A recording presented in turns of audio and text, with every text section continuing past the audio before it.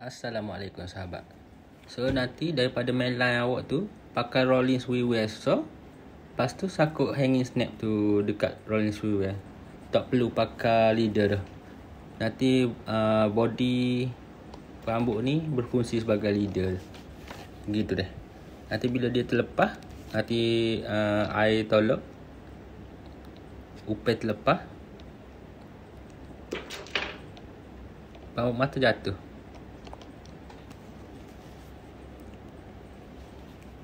Gitu dah sahabat.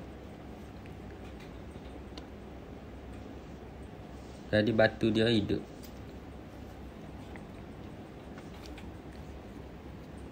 Batu hidup.